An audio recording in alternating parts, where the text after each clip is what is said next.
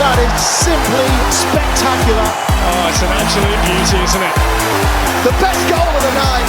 It all starts here.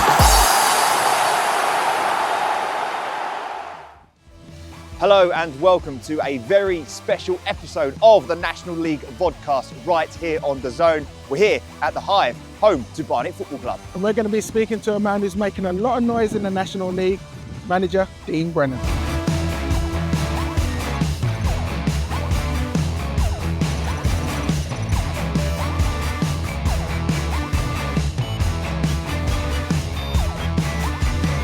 Dean, thanks for having us at the Hive today. What a lovely setup you've got here.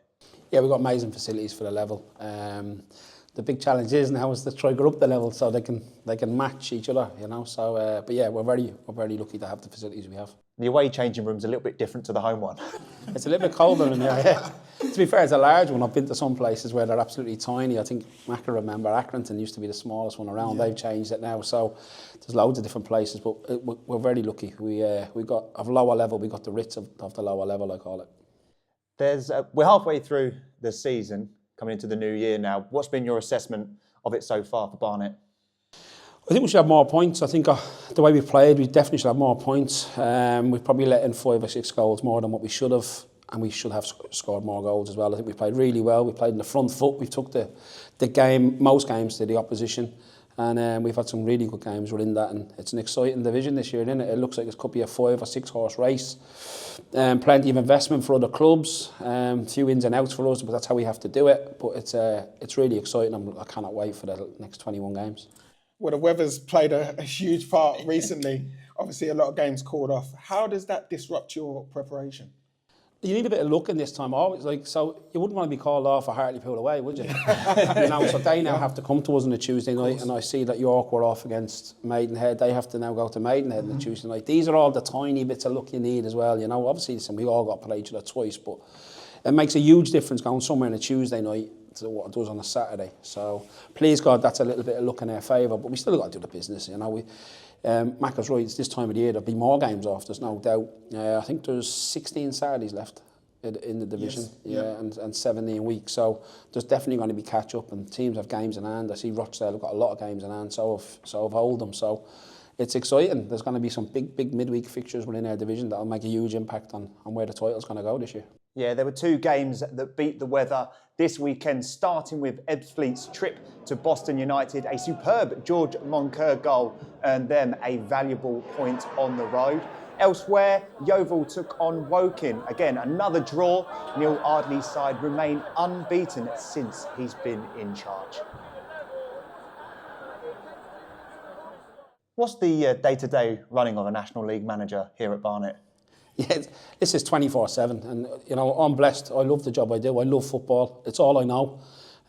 So I'm very lucky to do the job that I love personally, and you're in constant contact with people all the time. Listen, you're always criticised. That's what happens in the business. You've got to have thick skin. If you don't have that, you're not going to survive. But I think from my point of view, I just try to be myself and try to get the best out of the others. Everybody, that's whether it's the staff or whether it's the players, whether it's the chairman, because he can be challenging. He knows that as well, and you know that, Marco. But we've got a very open and honest relationship, and it starts there. We are very open and honest with each other, and you know, even last week we had a little bit of an argument, and but it's like being married. You know, you still love your wife, don't you? You know what I mean? When you have an argument, well, so it's a bit like that with the chairman. He might think some things I do can be better, and I definitely think loads of things he can do can be better. So that's where it starts, and we start with the honesty, and then I bring it down into the group, and then we want everyone to do what they're good at. That's very important. We don't bring people here to not do what they're good at. I think that's a key thing for me, and how you can try to bring success to a football club. Even talking about people doing what they're good at, your coaching staff, you know, you all play your own different roles, don't you? Yeah, like someone like Connor Smith, who's assistant manager, he played for me. He's got a massive future in the game. He's a real good IQ of the game, good coach, getting better with his communication, how he brings things across, and he's a quick learner. You know, he's an intelligent boy, so he'll do really well out of the game. I've had Cork with me from day one, and Craig Holloway does the goalies, but I want them to do what they're good at. I don't want them to come in and say yes. You come in this morning. We were doing a bit of video analysis this morning, and we were heavily debating. We call it Irish being Irish. No. It was a little bit of an argument, but you know, we were being honest with each other. He felt we should do this, and I thought, well, what about we solve it like this? And that's how we solve things, not, oh, we're doing it my way. But that's the best way, isn't it? Because you don't want yes men. You want people that are going to give their own opinions. It's important the players have clear communication. You know, we don't like to overload the players. One thing with it, one thing without it, and then do what you're good at. Do what we do, how we play. So, look, we know it's a difficult game, and I think because it's Forest Green away and it's a top of the table clash, people are a little bit more pressure. That's what I sort of said. Everyone just relax, calm down, do what we normally do, and we'll solve it ourselves. But it's important they challenge me professionally the way I have to challenge them. So the main thing is we've got commitment and we've got togetherness, and it's so hard to create that in the business. It's really, really difficult to do that. So, and we've got it here. So we want to keep it. I was a bit of a rabbit in the headlights in there. It was great to get an insight of how you all work. There was a lot of technical terms that I wasn't really familiar with, and I'm sure everyone was in there like just, you know, right at home. How do you translate that information to the group that you've got? We just want clarity in every bit of information we give to players, and they have to. That's why I always ask them at the end, do you understand any questions? It's important. So we work very simple. Obviously, we prep the game, we prep the opposition. We debrief the games as well, which is very important. So I'll go back on Thursday morning, we'll go back and say, remember, we were looking for this scenario. Here it is. You've done it perfect. And we try to pick the positives. And we'll only pick like one negative in a video, but mainly we'll pick 6 or 7 positives. This is what we did really well. Continue to do this, and we continue to win games. We asked the Barnet fans to send in some questions. We're going to chuck a couple at you now. Jim Kavanagh says, is 2 points per game, as an average, going to be enough to win the National League? No, not this year. You're going to have to get, I think, in the mid to late 90s. So 92 points won't be enough. Nick P says, what's the most important signing you've made since being Barnet manager? Wow. There's one for you. I don't really look at it as the most important sign. Hartigan's been a big part of the jigsaw to allow us to play the way we want to play. So he's a big part of that jigsaw. But there's been loads. Danny Collins has been. That's what we've had, some great successful ones. Lads from the lower levels, like Danny Collins was at Dover. They basically see the 100 goals, and we signed him, and he's a great success story. Adi Alua was at Chelmsford League below. Callum Stead. These are all seasoned players that EFL clubs want. So, and they will go on and play in the EFL. Please God, it's with us. So they're my favourite ones when we pick them up from lower and bring them through. I've got one here from Sunny Outlook. In your managerial career, outside of Barnet, who do you look for advice? I speak to several people, experienced people. I speak to Paul Cook quite a lot. He's been there, done it, got the T-shirt. Chris Wilder, someone that I've spoke to several times as well. Another manager that come through. I remember we played against his team for Grays, and he was the Halifax manager, so another top manager. And when he invented overlapping centre-backs, you know, I didn't think he got enough credit for that. It was amazing what he did at Sheffield United. Having those strong bonds, especially as managers, is priceless. Yeah, it's a huge part of the game, yeah, because it is a lonely job. You know, there'll be days where I'll kick myself, think, oh, I should have made that sub and I should have done that. And, you know, you go home, it's me missus, really, that's the backbone of me. I'll be going home with the whole and be saying, we should have did this, we're watching the game back, I'm watching this, I'm up at my telly and I'm moving people around on my telly. Yeah. So we should have did this, and if I had done that, and you always have little regrets, you know what I mean? Yeah. That's personal stuff, you know what I mean? You don't let the players know that, but yeah. It's a great business. It's a great, like I said, I'm very lucky to do what I do, and I love what I do. Absolutely love it. Every aspect of it, coaching, developing, mortgage football, trying to win games of football is so important. And they're just people, match day supporters. Match day is amazing, isn't it? Without match day, I don't know what to do. Yeah, you can't beat a good match day. Right, there's plenty more to come from the Barnet manager, Dean Brennan, after this quick break.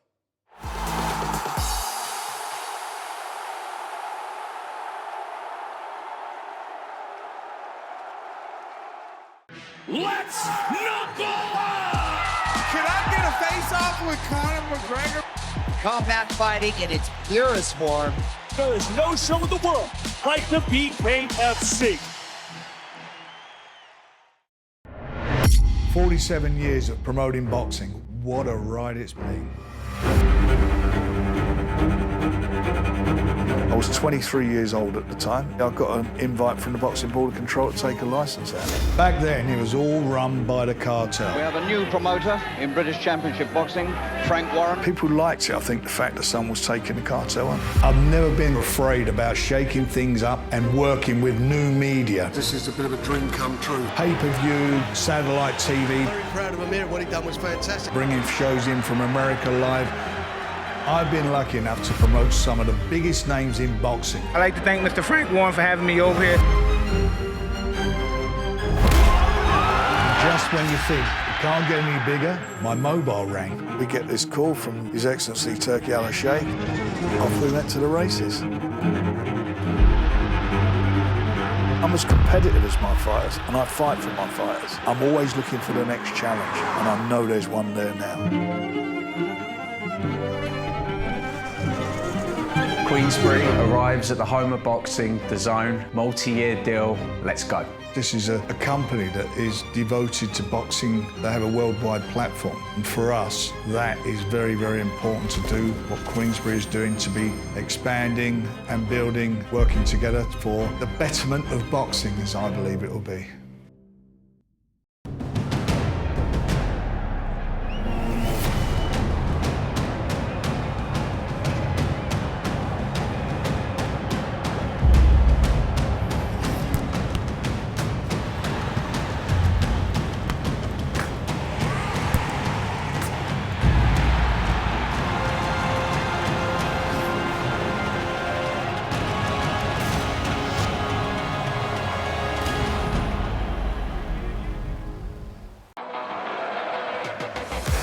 So many star names on show. What a spectacular goal!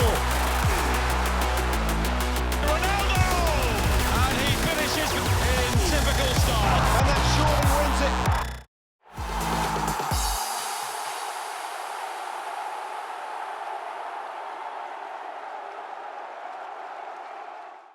Dean, when you became head coach, what was that first team talk like? It was more getting on the training ground that week. I don't really do team talks, so I do most of my coaching and talking in prep for the games. We always do 2-day prep for every game. I'm not one of them that's going to give inspirational speeches like I ain't in Braveheart, and I think the players are different now. You know, the players now are used to phones. You know, probably when we played, definitely when we played, most lads at the age of 25 are married with 2 kids. Yeah. You know, now they're not. You know, it's totally different. The generations have changed. They're doing TikToks instead. That's exactly what's going on. It's the truth, isn't it? So, you know what I mean? A person not into social media, I don't do it.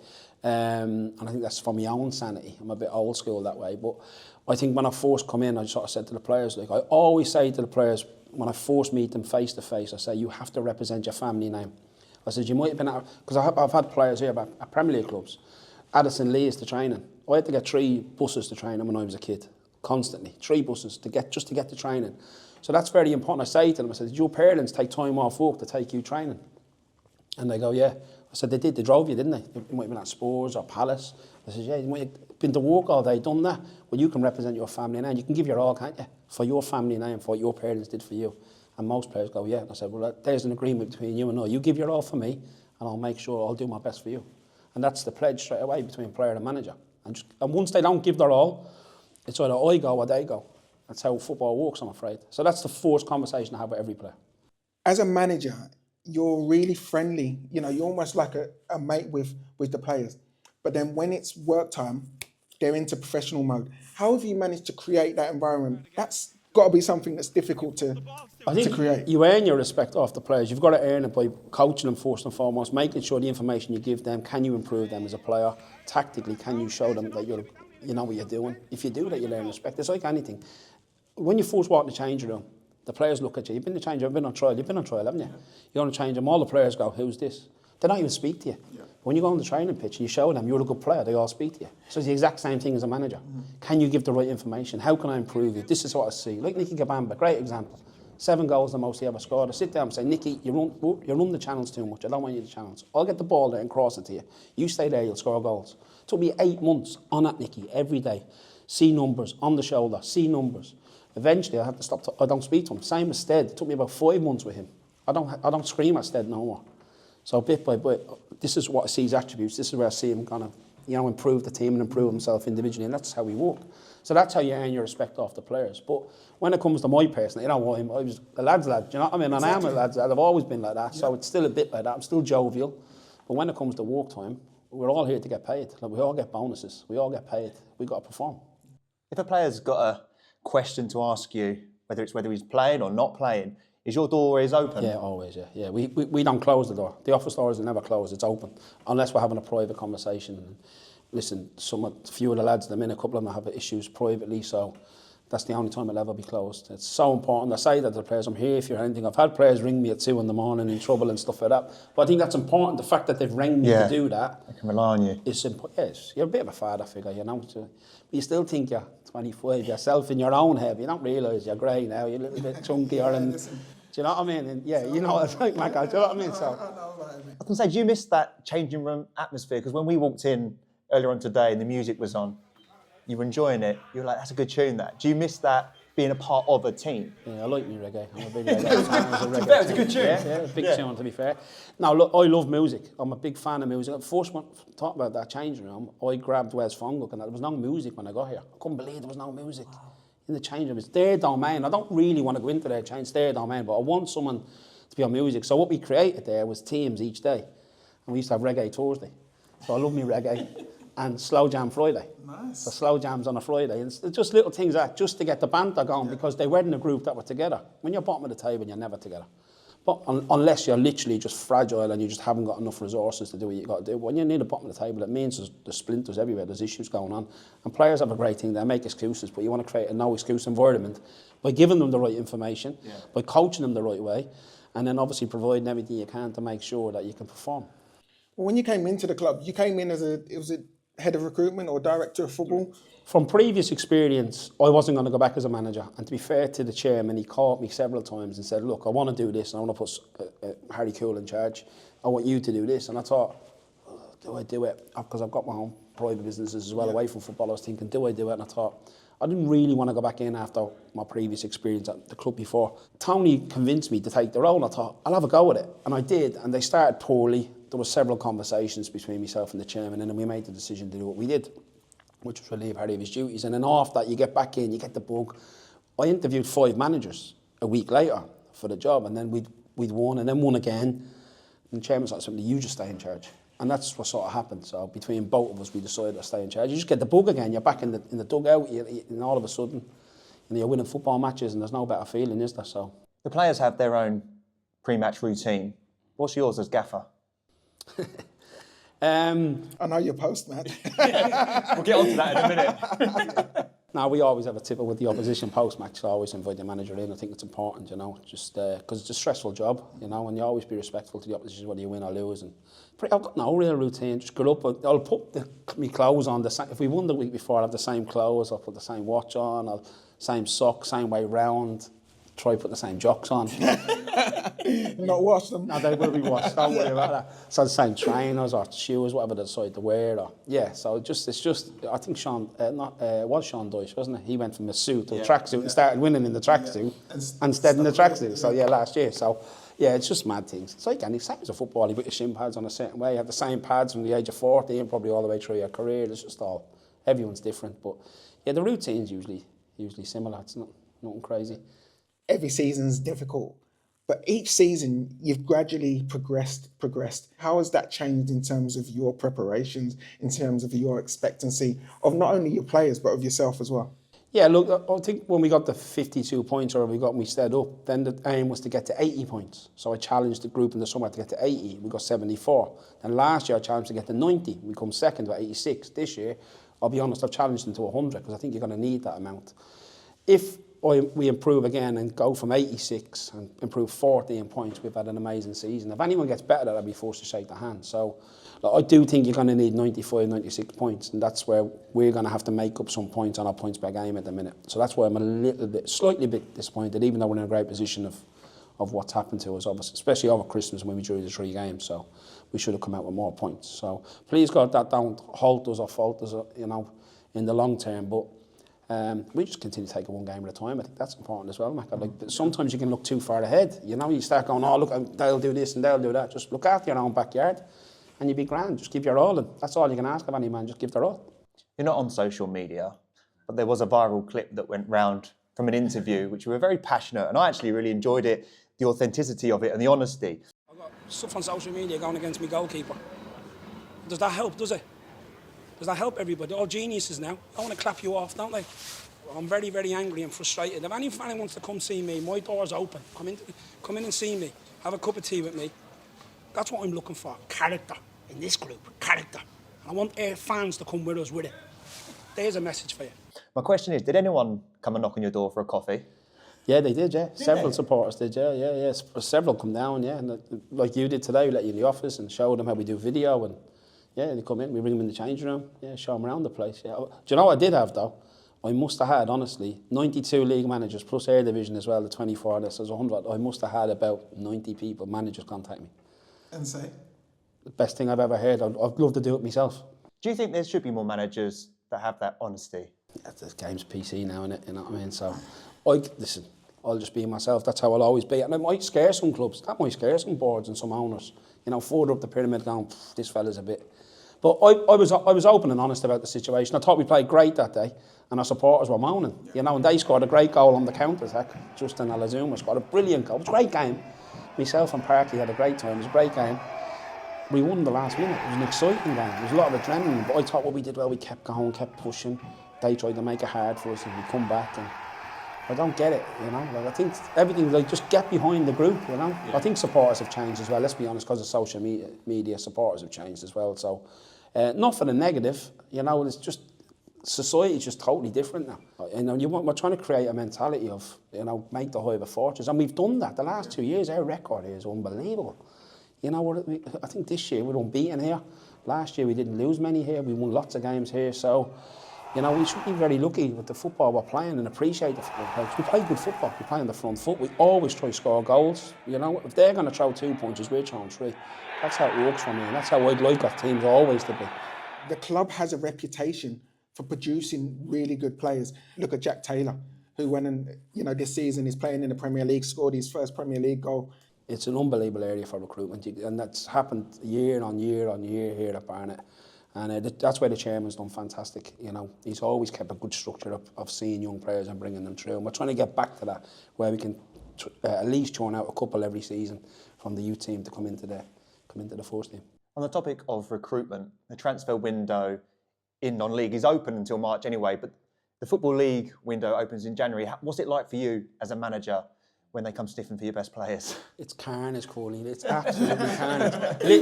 Literally. So what happens a lot is, listen, agents contact you constantly. Clubs are looking to buy players, especially in the window. When it closes, I think that gives us a major advantage, because you'll get players that didn't get the move they wanted and they'll be on our radar. So we've just gone and proper bought a player. It's the first time I've bought a player properly since we've been here. We paid compensation for players, younger players and stuff like that. But we've actually gone out and purchased a player in Leon Love, who I think will be a great player for us. And obviously we sold Nicky, so we used that money to do that. It was a bit of, you know...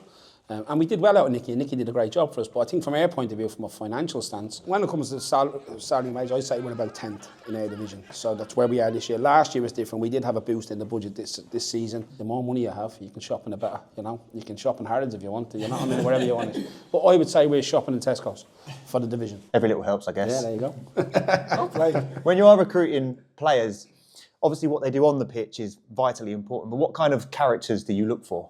Always try to meet the player before we sign them, or at minimum have a Zoom with them if they can't get down. But you want to meet face to face, have a cup of tea with them, have a chat, find out his personalities, family situation. You want to find every detail you can about the player.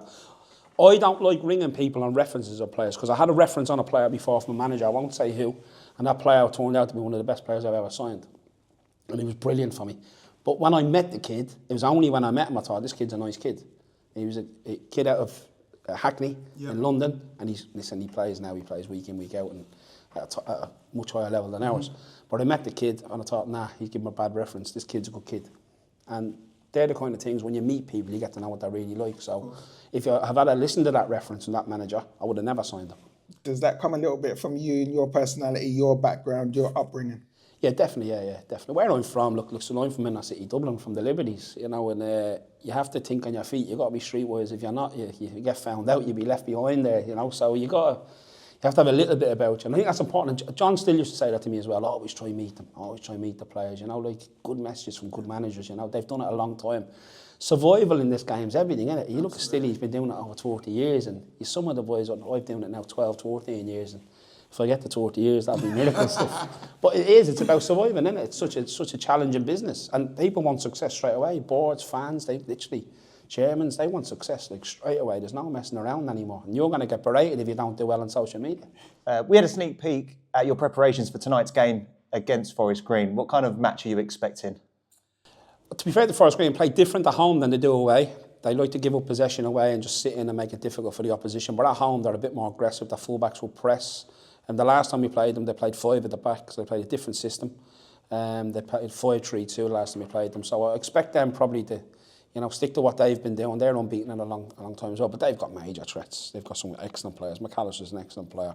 If you give May time, he'll hurt you. Circum, you can go through them. They're all EFL players. And an EFL manager. Our manager's got great experience, and they're coached very well defensively. And then they've got that bit of brilliance. I think they've got 3 or 4 brilliant forwards, and Doidge and Cardwell and Quigley, and we'd like one of them. Well, listen, you're all battling at the top of the division. How important do you think winning or losing this game will be to your season? Now, look, whatever happens with the fixtures, a long way to go. I think there's 63 points to play for us. So, we believe we're going to need sort of, late 40s to bring the title back. So, we've got the capabilities, whatever happens this game, of winning 6-7 on the bounce. We've done it already this year. We know we can do that. We know we can go unbeaten on long periods. So I don't think it's a defining moment in the division. It'll give somebody a nice confidence boost. But we've got to go again to Southend on Saturday. The division's relentless. No matter what happens, ideally, we go there and try to win the game. We'll try to win the game. If we can't, we don't get beat. Dean, thank you very much for having us today at the Hive, and all the best with the game tonight, and all the best for the rest of the season. Cheers, lads. DAZN is your place to go to for all your National League coverage. Tomorrow, we head to the Jakeman's Community Stadium for Boston United's must-win clash with Southend United. We are live from 7:30 p.m, exclusively live on DAZN. And on Saturday, the 18th of January, we head to Maidenhead as they host AFC Fylde in the first 6-pointer of the season, as the two look to battle relegation. Coverage begins from 5:15 p.m. And you can catch the second part of the Dean Brennan interview next week. Here are some of the best bits. Started at a Premier League club in Sheffield Wednesday for 3 years. 3 years there as a pro. Top goal scorer and then the youth teams and stuff like that. I grew up in an area, my age group was unbelievable. You had Robbie Keane, you had Damien Duffs, they won the European Championships. And so many good players that come over, and Richard Dunn as well was another player. It's my own fault, it's not. I had the tools to, have a long career, but I let myself down. Has a goal and scores majestically. Oh my word! Fabulous! Oh, what a strike that is! Simply spectacular. Oh, it's an absolute beauty, isn't it? The best goal of the night. It all starts here.